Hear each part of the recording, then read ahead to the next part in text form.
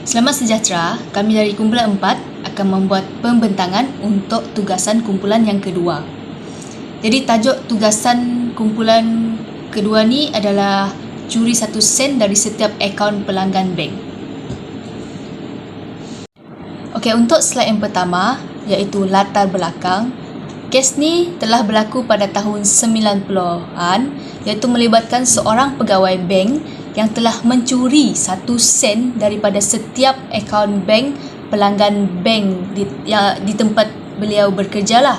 Jadi seorang pekerja bank ni tadi lepas dia mencuri 1 sen tu, dia menjadi seorang jutawan. Okey, kenapa dia kenapa dia tahu ataupun mengetahui cara untuk menggodam bank tersebut dengan hanya mencuri 1 sen? Dia mengetahui cara tersebut daripada mengikuti kursus komputer, yang mana dia adalah seorang wakil daripada syarikat bank beliau untuk mengikuti kursus komputer tersebut. Dan dari situ beliau tahu cara untuk menggodam. Aman Shah Ahmad dilahirkan pada tahun 9 Oktober 1966 dan merupakan graduan perakaunan dari Institusi Teknologi Mara. Beliau berusia 24 tahun semasa melakukan jenayah ini.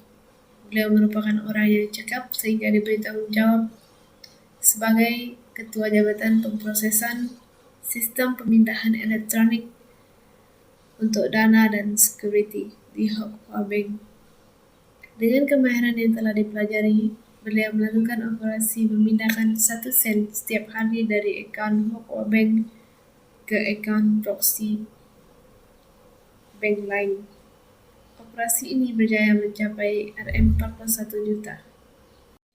Kesalahan yang dilakukan oleh Adam Shah adalah pecah amanah, di mana kesalahannya tersebut tertakluk dalam Seksyen 87 pecah amanah.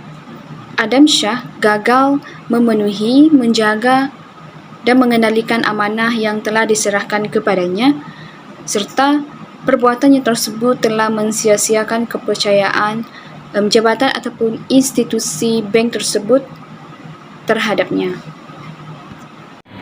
Selain itu, kesalahan yang dilakukan oleh Aman Shah ialah dia berdepan dengan kesalahan iaitu penyelewengan wang yang dilakukan olehnya, dan dia telah dihadapkan di Mahkamah Seksyen Kuala Lumpur. Beliau telah menggunakan wang dari akaun bank pelanggan yang telah dipindahkan ke dalam akaun banknya sendiri untuk memenuhi kepuasan diri sendiri.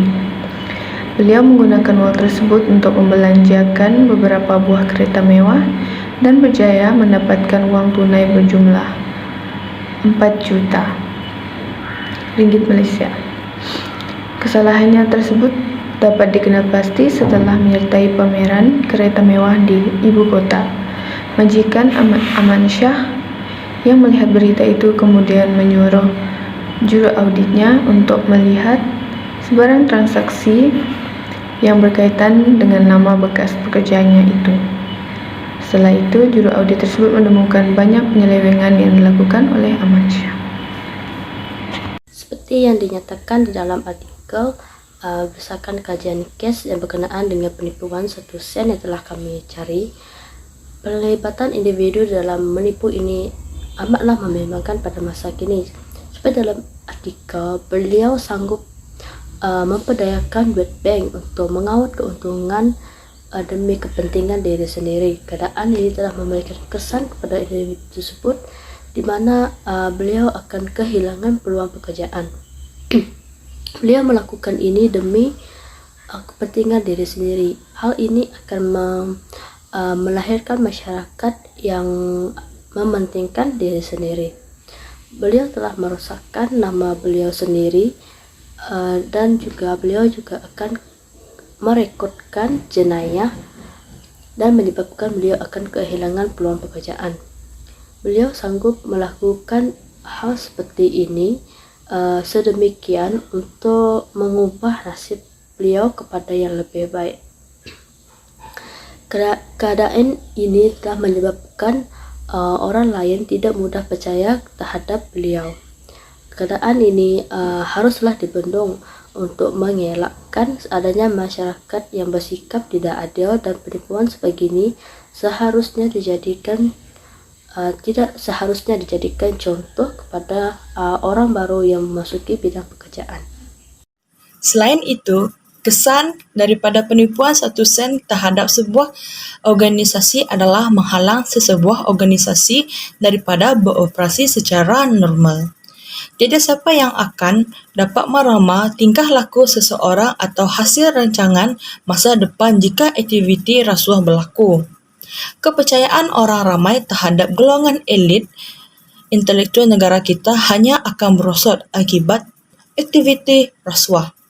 Di samping itu, kerana sumber yang ditetapkan untuk membantu golongan miskin disalahgunakan, gejala rasuah akan memburukkan tahap kemiskinan rakyat. Oleh itu, kepada semua pihak haruslah berusaha untuk menangani isu ini dari pelbagai aspek. Saya akan buat pembentangan bagi pengajaran.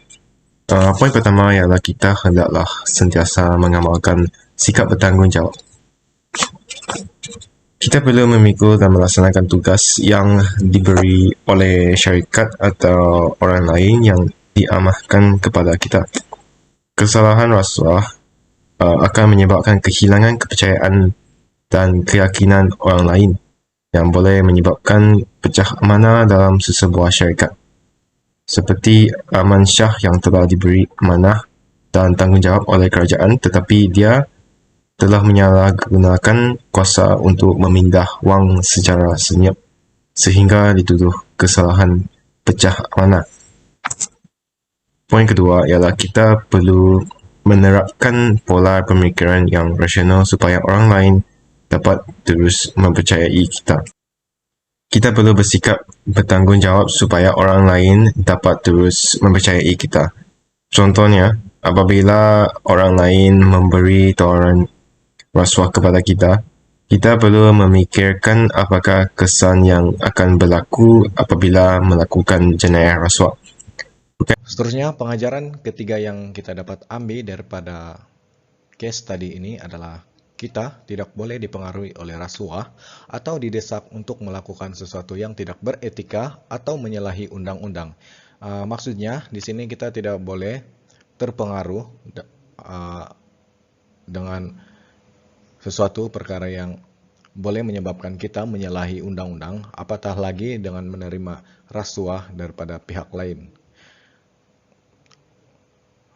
Pengajaran yang keempat adalah kita tidak boleh mencemburui kemewahan hidup orang lain. Maksudnya di sini, setiap manusia itu mempunyai jalan hidup yang sudah ditentukan oleh Tuhan. Jadi, kita tidak boleh mencemburui kemewahan hidup orang lain. Kita sebaliknya perlu berusaha dengan jujur dan bertanggung jawab untuk mendapat kehidupan yang mewah seperti orang lain. Sekian.